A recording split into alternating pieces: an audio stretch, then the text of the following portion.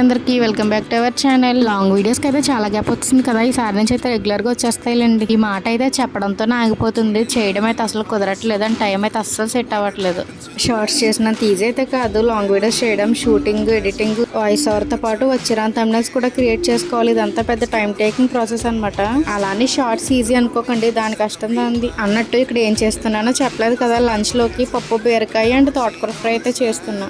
ఆశకి హద్దు అదుపు ఉండదు అన్నట్టు ఒక కట్ట ఇచ్చుకుంటే సరిపోయేదేమో, 2 కట్టలతో ఫ్రై చేస్తాను. అదైతే చాలా ఎక్కువైపోయింది. తింటే అయిపోయింది కానీ ఎవరు సరిగ్గా తినలేదు. అందరూ పప్పు బీరకాయ అయితే తిన్నారు, తోటకూర ఫ్రై అయితే చాలా మిగిలిపోయింది. వండినందుకు మా అమ్మ నేను తినాల్సి వచ్చింది. ఆల్రెడీ 1 or 2 షార్ట్స్ లో చెప్పే ఉంటాను, ఆకుకూరలు ఏమైనా సరే కడిగాకనే కట్ చేయాలి, కట్ చేసాక కడగకూడదని. ఈ విషయం చాలా మందికి తెలిసే ఉంటుంది. తోటకూర చూస్తుల్లోకి గుర్తొచ్చింది. పప్పు బీరకాయ ఉడుకుతుంది కదా అని చెప్పి లోపు తోటకూర కూడా కట్ చేస్తాను. కట్ చేసాక తాలింపు పెట్టేసి ఇంకా ఫ్రై చేసుకోవడమే. పప్పు బీరకాయ నాకు ఎందుకో కందిపప్పు కన్నా పెసరపప్పే బాగుంటది అనిపిస్తుంది. నేనైతే ఎక్కువ అలానే చేస్తాను. ఆకుకూరలు అనగానే నాకైతే ఫస్ట్ గుర్తొచ్చేది తోటకూర ఫ్రై అండ్ పప్పు ములగాకు.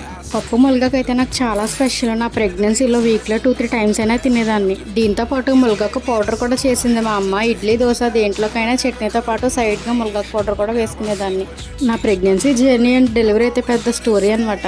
నేను ఏ కర్రీ చేసినా మా వాళ్ళకైతే సాల్ట్ అస్సలు సరిపోదు, వాళ్ళు మళ్ళీ యాడ్ చేసుకుంటారు. ప్రెగ్నెన్సీలో అయితే హై బీపీని ఫేస్ చేశాను. ఇంక అప్పటి నుంచి సాల్ట్ దండం అయితే బాగా తగ్గించేసాను. ఇంక ఇప్పటికి అదే కంటిన్యూ అవుతుంది. వంట కంప్లీట్ అయ్యిందో లేదో గిన్నెలు అయితే మనం వంక చూస్తూ ఉంటాయి ఎప్పుడు తోముతామా అని.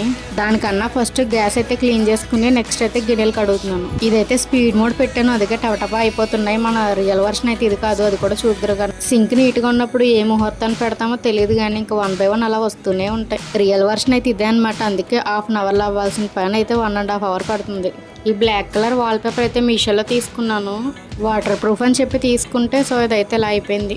కొంచెం మంది యూట్యూబర్స్ అయితే వ్లాగింగ్ టైం కూడా చాలా ఎక్కువ ఉంటుంది, 30 minutes 35 minutes అలా. అసలు వాళ్ళు అలా షూట్ చేస్తారు కానీ నిజంగా చాలా గ్రేట్.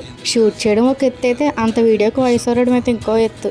యూట్యూబ్ వీడియోస్ పైన నాలెడ్జ్ ఉన్న వాళ్ళకంటే ఎక్స్పీరియన్స్ ఉన్న వాళ్ళకైతే చాలా ఈజీగానే అనిపిస్తుంది. ఇంకా పని అంతా ఫినిష్ అయిపోయాక ఇంకా లంచ్ అయితే చేస్తాము. చేసాక చిన్న పని ఉండి అయితే రావులపాలెం వెళ్ళాం. ఏదో కార్డు తీసుకోవాలన్నారు, ఇంకా అప్పటికప్పుడు చెప్తే సడన్గా వెళ్ళాల్సి వచ్చింది. మా బుడ్డోడికి కార్లో ఫ్రంట్ సీట్ ఇవ్వకుండా నేను కూర్చున్నాను. కోపం అనమాట. అసలు ఎంత చూడమన్నా వీడియో వంకే చూడట్లేదు. ఆ రోజంతా కంగారుగా వెళ్ళిన పని అయితే అసలు పూర్తి అవ్వలేదు. మళ్ళీ నెక్స్ట్ 2 days తర్వాత రమ్మన్నారు. ఫ్రంట్ సీట్ ఇవ్వలేదన్న కోపం పోయింది. మళ్ళీ డ్రైవింగ్ సీట్ కావాలంటున్నాడు, వాడే డ్రైవ్ చేసేస్తాడంట. వీడియో ఇక్కడితో ఎండ్ చేసేస్తున్నా. వీడియో నచ్చితే ఒక లైక్ చేయండి. బాయ్.